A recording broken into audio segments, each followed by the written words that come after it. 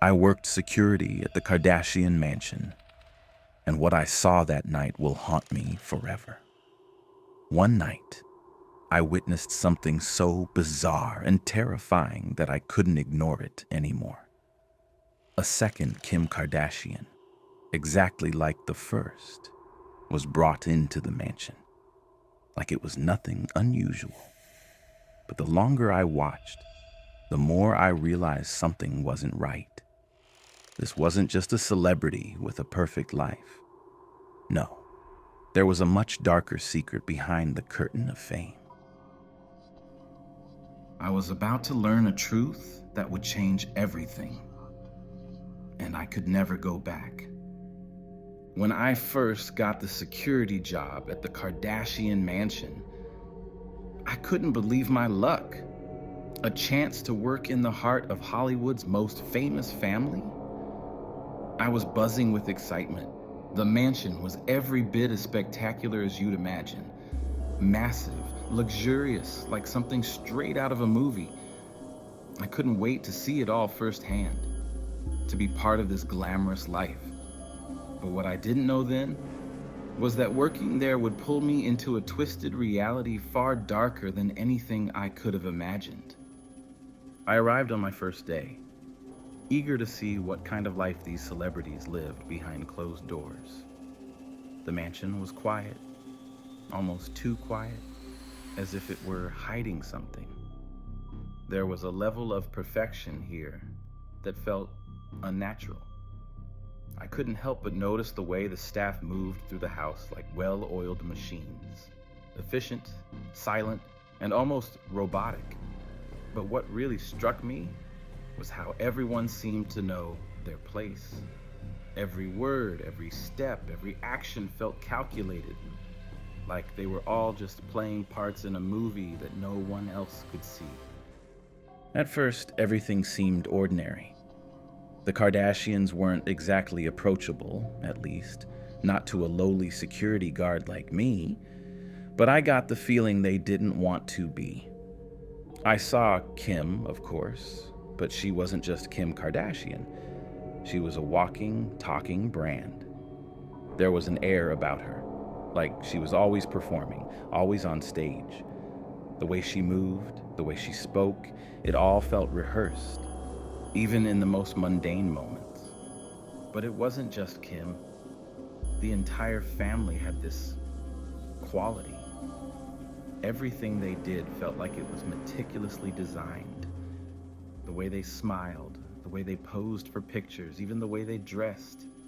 Everything screamed perfection. The world outside only saw the polished, shiny version of them, but I was starting to see something else, something behind the curtain. And it scared me. For the first few days, nothing out of the ordinary happened. I made my rounds, kept an eye on things, and made sure no one was trespassing. But the longer I worked there, the more I realized how little I actually knew about the people I was protecting. Sure, I knew their public personas, the ones they displayed on TV and social media.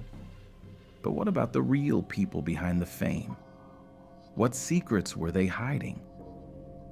It didn't take long before the cracks started to show. I remember one night, late into my shift, walking down one of the mansion's long hallways when I saw something that stopped me dead in my tracks. Kim was standing by a door, talking to a man I didn't recognize. She was dressed in the same outfit I had seen her wear earlier that day, but something about her posture was off. She wasn't standing like the usual Kim I had seen. She was more rigid, her movements unnaturally precise. I couldn't help but stare, wondering why I felt like there was a distance between me and her, as if something was missing. But I wasn't done yet. As I kept watching, I realized something even stranger. The man she was talking to didn't seem to see me. He wasn't looking at me at all, even though I was standing right there. It felt like I was invisible. Was I imagining it? Was it all in my head? I shook it off, but the feeling of discomfort lingered. As I continued my rounds, more strange things started happening. I'd hear whispers through the walls, faint conversations that didn't make sense. The staff, always so composed, would seem to vanish into the shadows, disappearing at odd hours, only to reappear minutes later, acting like nothing had happened. And the mansion itself, it felt alive, but in a way that made me feel smothered, like the walls were closing in on me. But the strangest thing of all, the feeling that something, someone, was watching me. I couldn't shake the sensation that I was being observed from every corner, every angle. No matter where I went, I always felt like I was being followed, like eyes were always on me. Even when no one was around, it made me paranoid. It made me question everything. And then there were the small, unsettling details. Every now and then, I'd catch a glimpse of something I couldn't explain. A fleeting shadow, a glimpse of someone who wasn't supposed to be there, but who looked just like Kim. I tried to brush it off as my mind playing tricks on me, but the more I saw, the more convinced I became. There was something wrong happening behind closed doors. One night, after everyone had gone to bed, I had to do my usual rounds in the mansion. But this time was different. The lights in the hallway flickered, casting long, eerie shadows on the walls. As I walked past one of the rooms, I heard a voice, Kim's voice, coming from inside. I hesitated. Was she in there? But as I peered through the cracked door, my breath caught in my throat. There she was, standing in front of a mirror, staring at her reflection. But it wasn't just her. There was another figure standing next to her. The woman looked exactly like Kim, same hair, same face, same body, but something was off. There was an emptiness to her presence. She wasn't moving like Kim. She wasn't acting like Kim. She was frozen. I could feel my heart pounding in my chest as I watched, unable to move. I thought I was hallucinating. But the longer I stared, the more I realized, well, this was no coincidence, and I had to get out of there. I turned on my heel and walked away, but my mind was racing. Who was that woman? Why did she look exactly like Kim? And why was she in the mansion? The deeper I thought about it, the more everything seemed wrong. I was starting to feel like I had stumbled onto something far darker than I ever imagined. But what really unsettled me wasn't just the mystery of the second Kim. It was the sinking feeling that the more I uncovered, the more I would be dragged into something I couldn't escape. I didn't know it yet, but that feeling of dread, it wasn't paranoia. It was a warning. Something far darker was unfolding behind those golden gates, and I was about to be dragged deeper into it. But that was just the beginning. What I would see next would make everything I thought I knew about the Kardashians seem like a lie.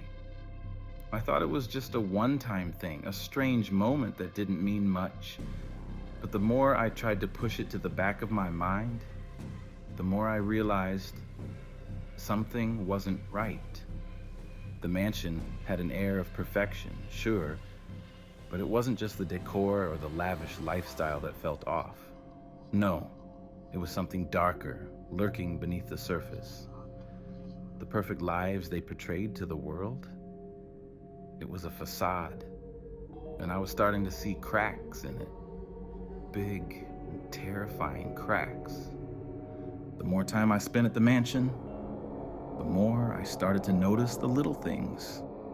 The way the staff would glance at me with guarded expressions, almost as if they knew something I didn't, and didn't want me to know. The way the family would whisper to each other in corners, their words always just out of earshot. It was like they were hiding something, hiding it from everyone. I couldn't shake the feeling that I was being watched. The sense of being trapped in a house where nothing was as it seemed kept gnawing at my gut. And that gut feeling, it was right. One night, while doing my rounds, I was heading toward the west wing of the mansion, a part of the house that always felt cold and abandoned. As I walked past the hallway, I noticed something unusual. There, just outside one of the private rooms, stood Kim Kardashian. Or at least, that's who I thought it was. She was talking to a man I didn't recognize. A man who was wearing a dark suit, his face shadowed under the dim lighting. At first, I thought it was a mistake. Maybe some random person had been invited in. But no, it wasn't just a guest. The way they spoke to each other, the intensity of it, told me this was more than a casual meeting. Kim's usual poised and controlled demeanor was gone. She was standing rigidly, her hands folded neatly in front of her, speaking in short, stiff sentences. I couldn't put my finger on it, but something was off. I kept my distance, watching them from the end of the hall. At first, it was the way the conversation was unfolding. Too hushed, too deliberate. But then it hit me. She wasn't reacting to the man the way she usually would. There was no warmth, no familiar charm. It was as if she was playing a part. The tension between them was palpable. Every gesture, every word seemed rehearsed, too perfect to be real. My heart was racing, my mind spinning. Something was very wrong, and I could feel the weight of it pressing down on me. The man seemed to speak in low tones, too quiet for me to hear. And just as quickly as they started talking, the conversation ended. He nodded curtly and walked away, disappearing into the shadows of the mansion. Kim stood there for a moment longer, staring after him. She didn't move. It was like she was frozen in place, her eyes fixed on a spot where the man had vanished, like she was waiting for something to happen.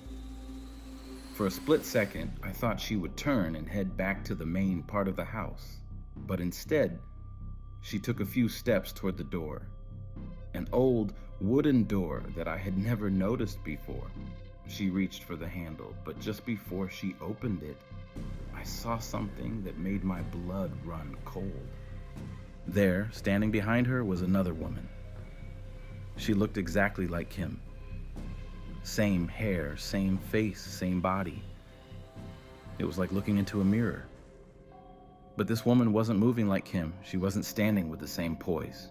Her eyes were vacant, her face frozen in a strange, almost robotic expression. I could feel my breath catch in my throat. I wasn't hallucinating. This was happening.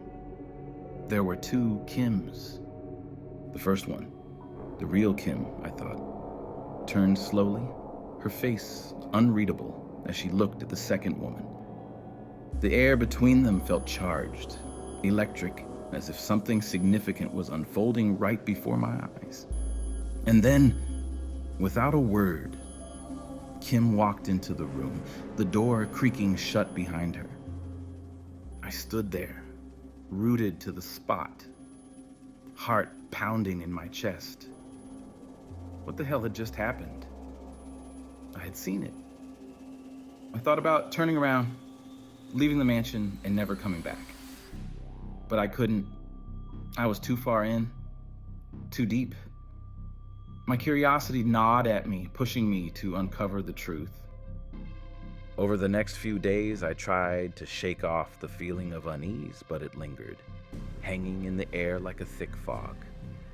The second Kim wasn't the only strange thing I had seen. There were other moments when I'd catch glimpses of her, or was it them? Sometimes I couldn't tell anymore. Every time I saw her, I wondered if I was imagining things.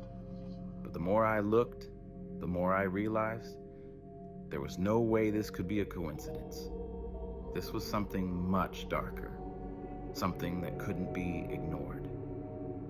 I tried to dig deeper, looking for any explanation, any sign that I was wrong. But the more I searched, the more I felt like I was losing my grip on reality. My mind was racing.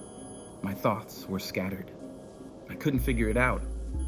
The mansion felt more like a prison, its walls closing in on me, trapping me in a nightmare I didn't know how to escape. But what I would uncover next would be far more terrifying than I ever imagined. And the closer I got to the truth, the more I realized that escaping this nightmare wasn't going to be as easy as I thought.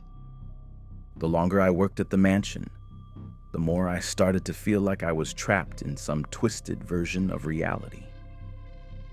Everything that seemed normal was suddenly thrown into chaos. The second Kim wasn't a one-off. It wasn't a random mistake or an illusion. I started seeing her, them, more frequently. But what terrified me wasn't the fact that I kept seeing a second Kim. It was that I couldn't tell when it was the real Kim or the other Kim. I couldn't sleep. I was seeing things in my dreams that bled into my waking hours. Everywhere I went, I felt like I was being followed by someone who wasn't supposed to be there.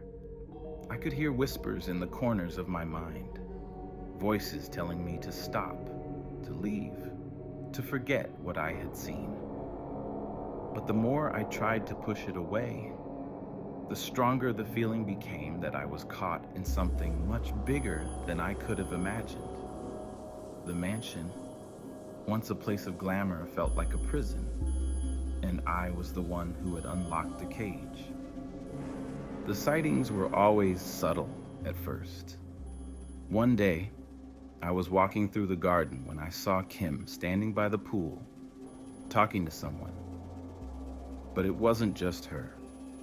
No, it was her, and then there was another woman, standing right next to her, doing the exact same things, the same way she moved, the same expressions on their faces, even the same mannerisms. It was like I was looking at a mirror, a reflection, only this time, the reflection wasn't in the water. It was real, and I wasn't imagining it. I froze, hidden behind the tall hedges of the garden, watching them interact. The second Kim was just standing there, as if she were waiting for a cue, mirroring every gesture Kim made. The real Kim, the original Kim, I assumed, laughed and tossed her hair back. The other woman did the exact same thing, mimicking her movements to perfection. But there was something unsettling in the way the second woman moved, like she wasn't fully aware of what she was doing. She was frozen, lifeless, like a puppet on a string. I wanted to call someone. I wanted to run to the nearest exit, scream, tell anyone who would listen what I had seen. But I couldn't.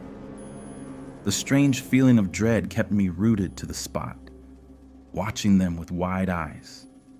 The seconds stretched into what felt like an eternity. And then, just as quickly as it all began, they stopped. Kim turned around and walked back toward the mansion, the second Kim following behind her like a shadow. I stood there, stunned, unable to move. I didn't know what to think. Was this some kind of sick joke? Was it a publicity stunt? Or was something darker at play? I tried to shake it off, convincing myself I was just imagining things. But deep down, I knew better. This wasn't a coincidence. It was deliberate. And I had seen something I wasn't supposed to see. The more I observed, the more it became clear that these clones, or whatever they were, weren't just copies. They were replacements. I started to question everything I had seen up until that point. Was Kim even real anymore? Or was she just a manufactured image? I knew that the Kardashians were known for their carefully curated public lives. But this was something different. This was an entirely new level of manipulation. One night, I was assigned to guard a private event in one of the mansion's lavish banquet halls. The whole family was there: Kim, Chloe, Courtney, and even Chris. The room was filled with celebrities, high-profile guests, and people from all walks of life. But in the midst of the glitz and glamour, I couldn't shake the feeling that something was wrong. As I scanned the crowd, my eyes landed on Kim, talking animatedly with a group of guests. But there was something off about her.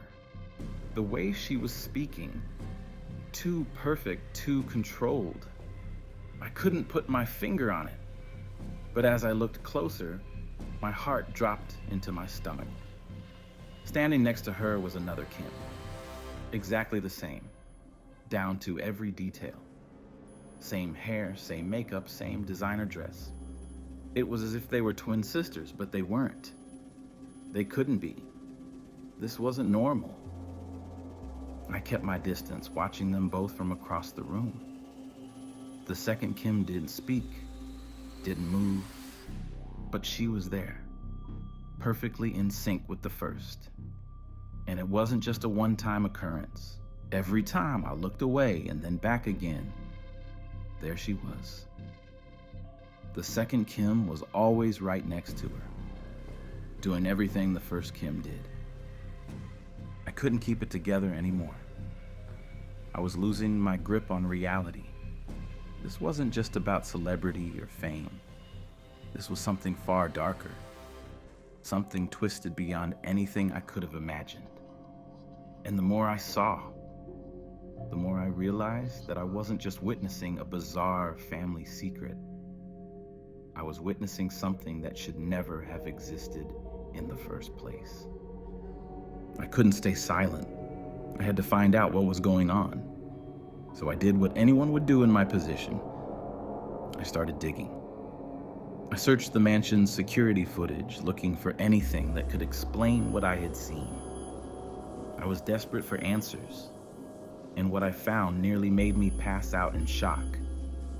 The footage showed Kim at various events over the past few years, but the more I looked, the more impossible things became. There were multiple Kims, all at different places and times, but they were all wearing the same clothes, speaking in the same voice, making the same movements. There was no way they could all be the real Kim. I didn't understand it, but the truth was staring me right in the face. And then there was the file I found, hidden deep in the mansion's secure systems, a file labeled only Project. When I opened it, what I saw almost broke me.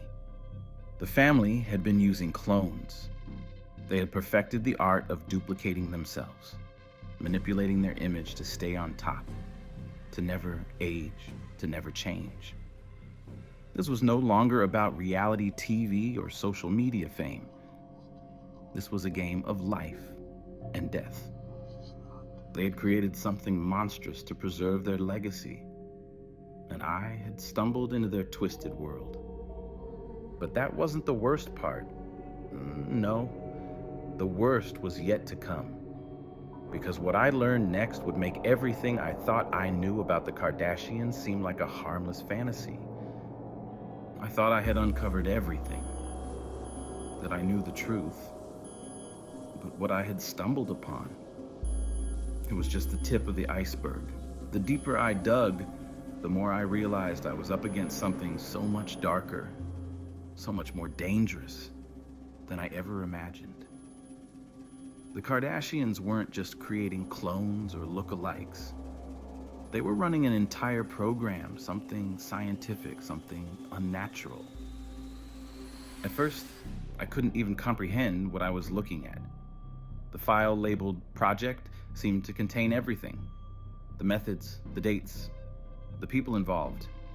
But it wasn't until I started digging deeper that I saw the horrifying truth. This wasn't just about cloning to maintain a perfect image. No, this was far more twisted. It was about control, manipulation, and something I couldn't explain with words. The more I uncovered, the more I realized the Kardashians were using science and dark, secretive practices to play God with their own lives. The first piece of the puzzle I found was the history of this program. It had been running for years, quietly, without anyone ever suspecting a thing. What I learned next made my stomach churn. The family wasn't just using advanced cloning technology, they were perfecting it. They had found a way to replicate not just the physical form of a person, but the entire essence of who they were. Memories, behaviors, mannerisms, all of it could be reproduced. It wasn't just about appearances. They were creating exact copies of themselves. Perfect copies. And Kim Kardashian, she was the first test subject. I couldn't even breathe as I read through the documents. It was like I had entered a nightmare. A place where the line between humanity and machinery no longer existed. The family had been using this technology to manufacture their own reality, to create an image of perfection that no one could ever reach, because it wasn't real. But what scared me more than anything, they were planning to expand this program. Kim wasn't the only one. They were going to replicate every member of the family, every single one of them. I had to see more. My heart was racing, my hands trembling as I clicked through the next set of files. That's when I found the photos. The photos of people who looked exactly like the Kardashians, only they were far too perfect. The eyes were too still, the smiles too sharp. They weren't just clones. These were something else. I couldn't quite put my finger on it, but these people weren't human. Not entirely. There was something off about them, like they were puppets, controlled by strings that no one could see. I felt like I was losing my mind. My breath was coming faster now. I needed to get out, to leave the mansion and never look back. But I couldn't. The more I looked at those pictures, the more I realized the people I was seeing weren't just clones. They were disposable. The Kardashian empire was built on this foundation. Clones who could be swapped in and out at will, manipulated to be whoever the family needed them to be at any given moment. They weren't even trying to hide it anymore. This wasn't just about the Kardashians maintaining their public image. This was about immortality, about being able to control their legacy, their brand, their very existence. I needed to find someone who could explain this to me, someone who had been there longer than I had. So I reached out to one of the older staff members, someone who had worked with the family for years. When I finally got them on the phone, their voice shook as they spoke. They told me things I couldn't even begin to process. The family's project wasn't just about cloning, it was about replacing people. The clones were a backup.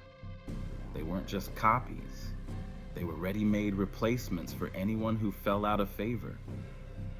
And the worst part? These replacements weren't just copies of the Kardashians.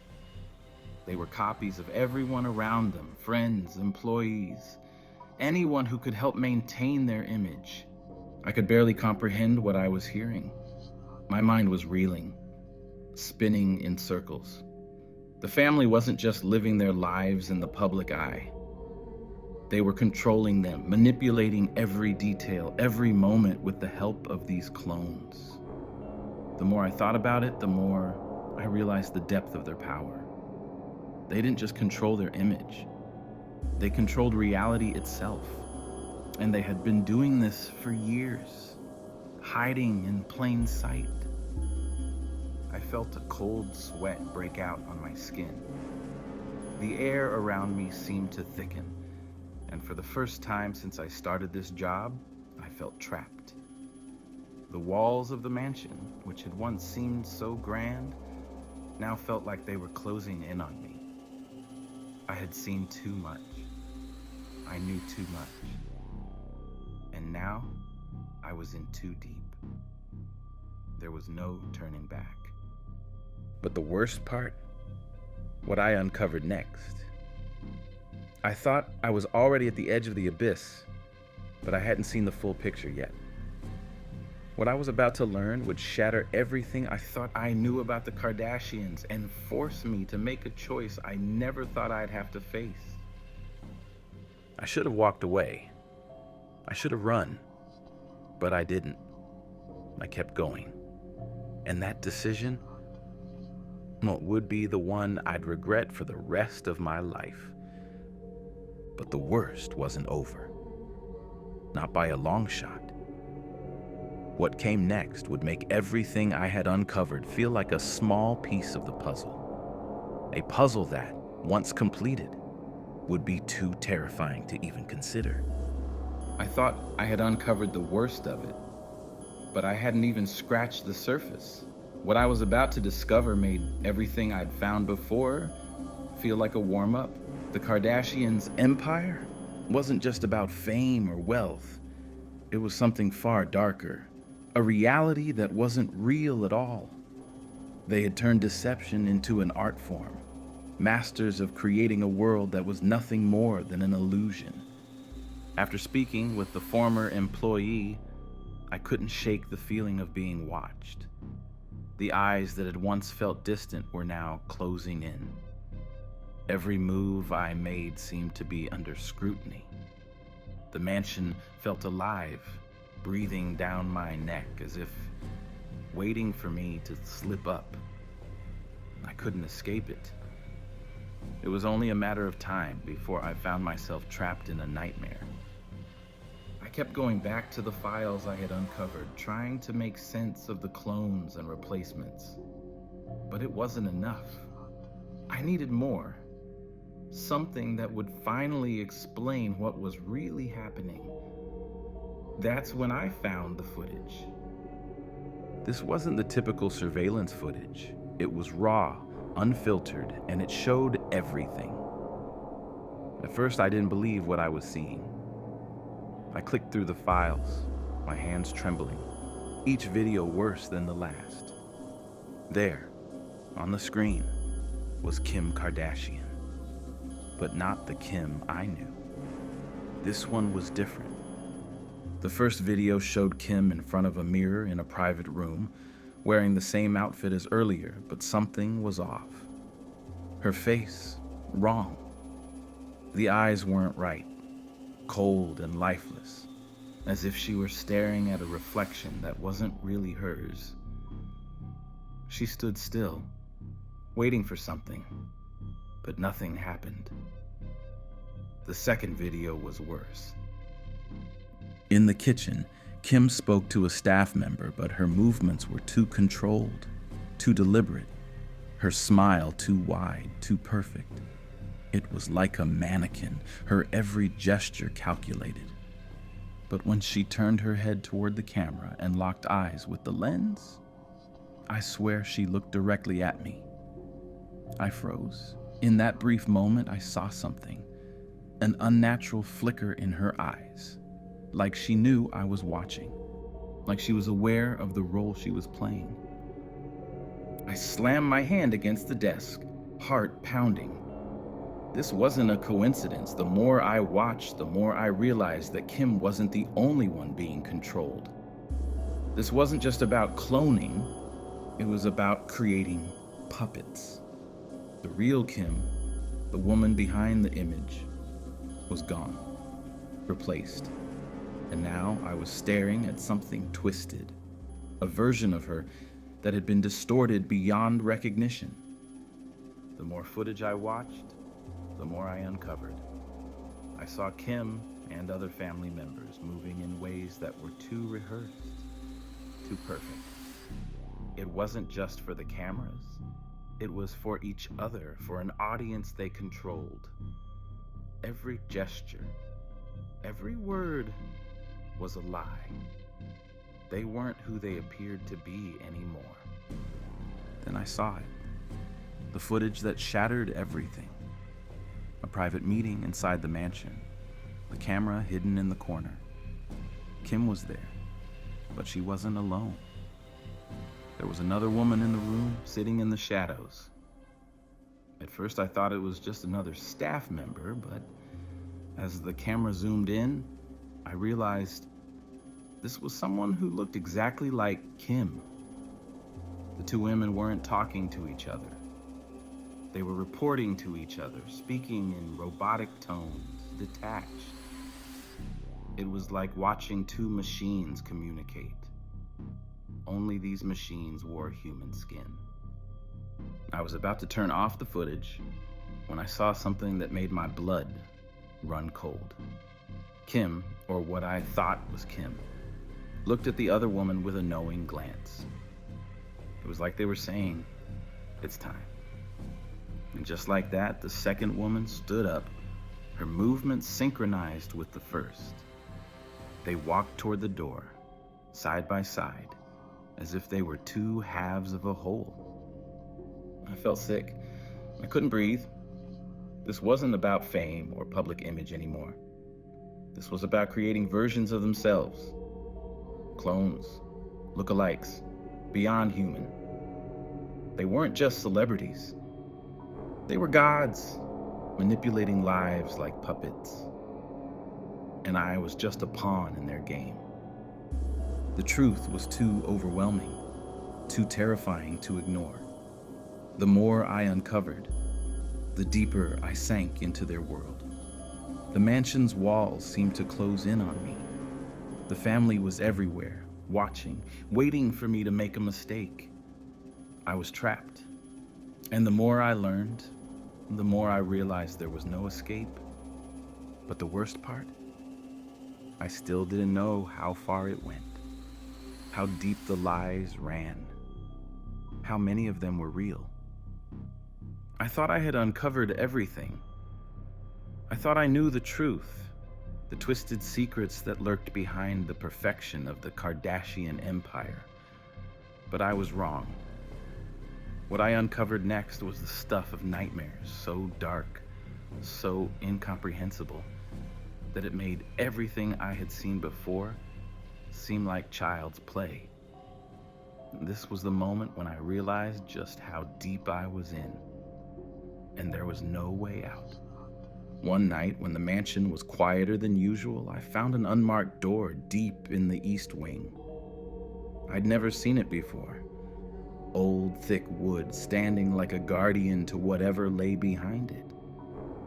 My pulse raced as I stared at it, knowing that opening it would turn everything I thought I knew upside down. I hesitated, then forced myself to turn the handle. The door creaked open, revealing a dimly lit room with a single bulb hanging from the ceiling. It looked like an office, empty except for a large desk covered in papers and files. But what caught my eye were the photographs pinned to the wall. Old, faded, and marked with red X's. I stepped closer. The first photo was of Kim Kardashian, but not the one I knew. This Kim looked different. Her face was youthful, almost innocent, yet her expression felt wrong. As I scanned the rest of the photos, I saw more versions of Kim at different ages, all with the same vacant, lifeless eyes. They were clones, just as I had suspected. But what struck me was the dates. These photos were taken years ago. They'd been preparing, manipulating their image long before I had arrived. I had to look deeper. My hand shook as I sifted through the papers on the desk. Then I found it. A file labeled "The Process." My heart stopped as I opened it. It detailed how the Kardashians had been using cloning technology and genetic manipulation to create perfect copies of themselves. But it didn't stop there. They were experimenting with mind control, altering memories, behaviors, and even personalities to ensure the clones were exact replicas of their very selves. They weren't just replacing bodies, they were replacing minds, souls, and identities. I felt like the floor dropped out from under me. This wasn't just about fame. This was about playing God. The Kardashians weren't just manufacturing clones for public appearances.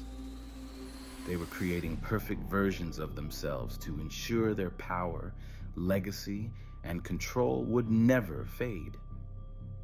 They were making themselves immortal. The more I read, the more I realized the scope of their creation. These weren't just clones. They were living, breathing beings, controlled down to their very core. The file detailed the entire process, from genetic modifications to psychological conditioning, to the final step, inserting the clone into society to live as the original family member. But it wasn't perfect. Some clones failed, exhibiting signs of rebellion, too aware of their existence and the manipulation. But for every failure, a new clone waited in the wings, ready to replace them. I couldn't process it. My heart was hammering. This wasn't some sick conspiracy. It was their reality. The Kardashians had turned themselves into gods, untouchable and immortal. And now, I was trapped in the middle of it, suffocated by the truth I had uncovered. But it wasn't just about the clones. The true horror came when I discovered the final section of the file, marked Final Phase, the plan to expand. They weren't just using clones for themselves. They were creating an army, replicating anyone who could threaten their empire. The plan wasn't about maintaining appearances. It was about eliminating any threat to their control, replacing anyone who stood in their way. I felt the walls closing in on me. I had to get out. I had to leave before they realized what I'd discovered. But it was too late. I could hear footsteps approaching. They knew. They knew I had seen too much. I shoved the file back into the drawer and bolted, my breath ragged. I had to get away, but as I turned the corner, there was someone standing there. Someone who looked just like Kim. But this wasn't the Kim I knew. It was a clone. She stared at me with cold, unblinking eyes. I had been caught.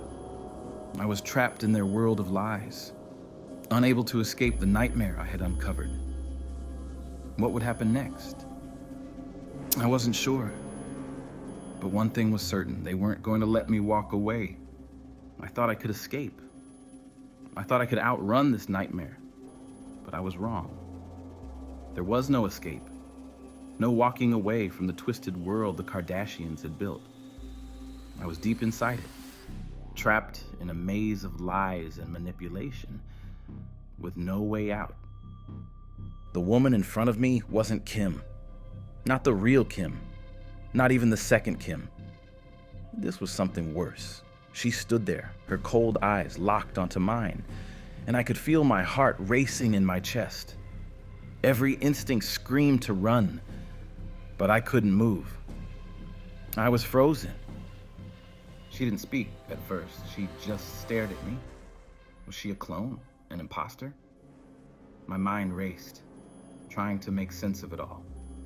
But the more I looked at her, the more I realized I had no answers. I didn't know anything anymore.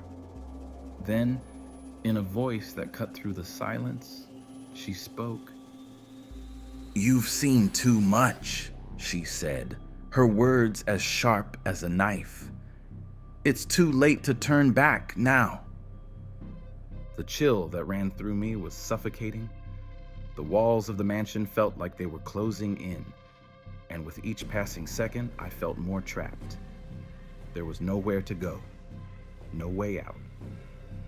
I backed up, instinctively trying to distance myself, but she didn't move. Her gaze was unwavering.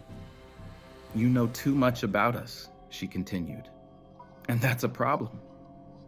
I tried to speak, but my throat was dry. The truth was suffocating me. How had I gotten here? How had I uncovered all of this and still found myself powerless? The family controlled everything over their image, their lives, and now, over me. I was just another pawn in their game, and I was beginning to realize there might be no way out. Before I could react, I heard footsteps behind me. I turned quickly, but no one was there. The mansion was too quiet. The tension in the air was thick. I wasn't alone anymore. I hadn't been for a long time. The woman's voice was low and menacing. "You've seen what we're capable of. You think you can expose us? You think anyone would believe you? No one will care. No one will ever know what's really happening here. The world will never see the truth. Not unless we let them." Her words sent a shiver down my spine. She wasn't just a clone. She was a weapon, bred to maintain their perfect image. The Kardashians had built their empire on lies, on control. They didn't have to worry about the truth getting out. They controlled it all. And then it hit me. The reality of it all. I wasn't going to get out of this. Not without paying the price. I had uncovered too much. I had crossed a line that I couldn't uncross. I took a deep breath, my mind racing for a way out, but there was no escape. Not this time. I was trapped, stuck in a maze of their creation, and I could feel the walls closing in. There was no way out, no way to fight back. She smiled then, slowly, almost like she was savoring the fear in my eyes. And in that moment, I understood. This was the family's power. They didn't need to fight. They didn't need to explain.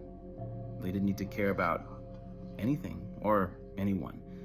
They were untouchable, immortal, and I was just a blip in their perfect world. "You'll stay quiet," she said. "You'll do what we say, or we'll make sure you disappear. Just like we've done with everyone else who's ever tried to expose the truth." I wanted to scream. I wanted to shout. To tell the world everything I had seen. To make them understand the nightmare I had uncovered. But the reality was clear now. I was no longer a security guard. I was no longer just an observer. I was a prisoner, trapped in their world of lies. "Why?" I finally managed to croak out, my voice shaking. "Why do this? Why create these copies? Why destroy yourselves like this?" Her expression didn't change. "It's not destruction. It's preservation. Immortality." She took a step toward me, her expression still cold, still calculating.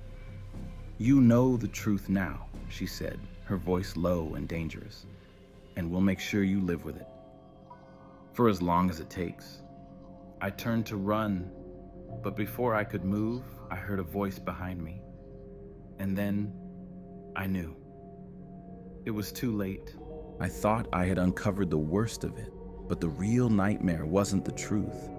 It was the power they had over me. The Kardashians had built an empire on lies and manipulation, controlling not just their image, but their very existence. I had seen too much, and now there was no way out. The clones, the imposters, the deceit, it was all part of a twisted plan to maintain their perfect world. And now, I was trapped in it, a pawn in their game, in a world where the truth could never escape.